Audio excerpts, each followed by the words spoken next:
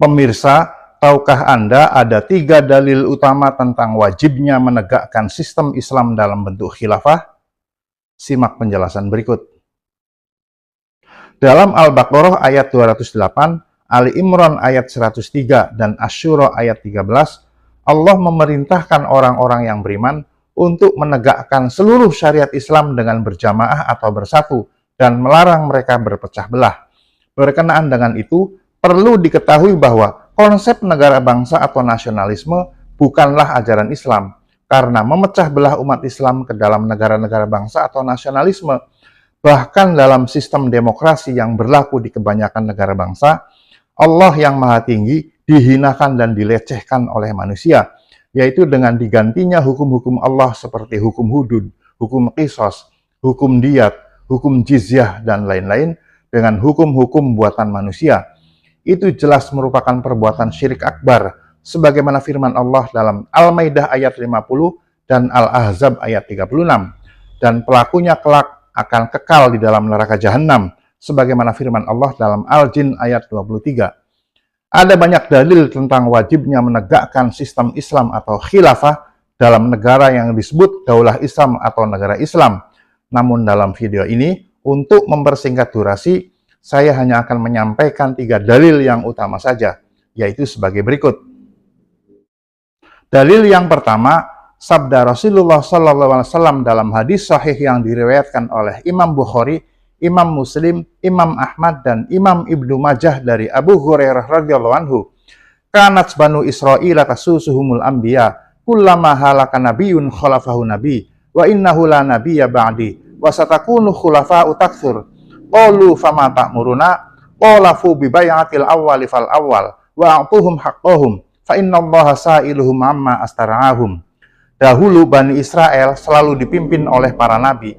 Setiap kali seorang nabi wafat, maka nabi yang lain akan menggantikannya. Dan sungguh tidak akan ada nabi lagi setelahku, namun akan ada banyak khalifah.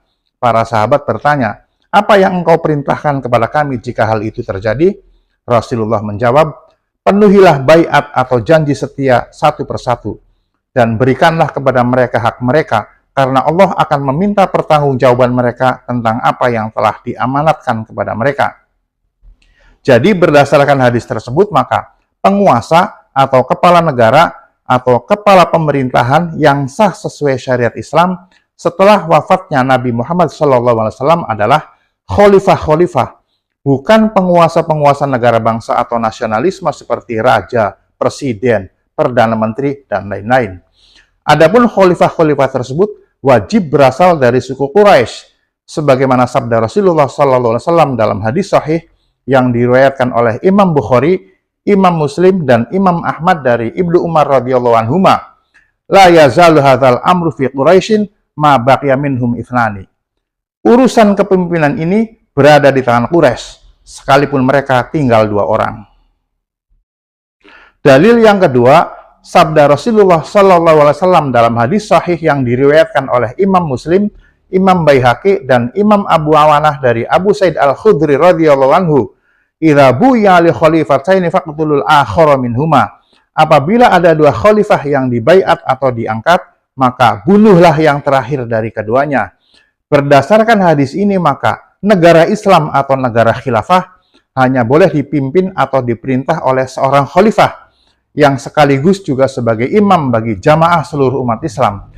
Jika ada khalifah lain yang dibaiat atau diangkat dalam masa yang bersamaan, maka khalifah yang lain ini tidak sah. Dan jika tetap membangkang, maka ia wajib dibunuh sesuai perintah Rasulullah dalam hadis tersebut. Dalil yang ketiga, ijma' sahabat. Setelah wafatnya Nabi Muhammad SAW, para sahabat, baik dari kalangan Ansor maupun Muhajirin, bertemu di Saqifah Bani Sa'idah untuk bermusyawarah. Kemudian mereka berijma' atau bersepakat untuk membaiat atau mengangkat Abu Bakar radhiyallahu anhu sebagai khalifah yang pertama, menggantikan kepemimpinan dan pemerintahan Nabi Muhammad SAW yang telah wafat. Berkenaan dengan ijma ini, Imam Syafi'i menyatakan bahwa ijma adalah hujjah atau dalil yang haram ditentang, sebagaimana disebutkan oleh Imam Ibnu Katsir ketika menafsirkan An-Nisa ayat 115. Itulah 3 dalil utama tentang wajibnya menegakkan sistem Islam dalam bentuk khilafah. Berkenaan dengan perintah Rasulullah untuk berbaiat atau berjanji setia kepada khalifah satu persatu, sebagaimana hadis Abu Hurairah di atas, maka barang siapa yang mati dalam keadaan tidak ada baiat kepada khalifah, maka ia mati seperti mati jahiliyah. Sebagaimana sabda Rasulullah SAW dalam hadis sahih yang diriwayatkan oleh Imam Muslim dari Ibnu Umar radhiyallahu anhuma, "Wa man mata wa laysa fi 'unuqihi bai'atun mata mitatan jahiliyah." Barang siapa yang mati dalam keadaan tidak ada baiat di lehernya, maka ia mati seperti mati jahiliyah.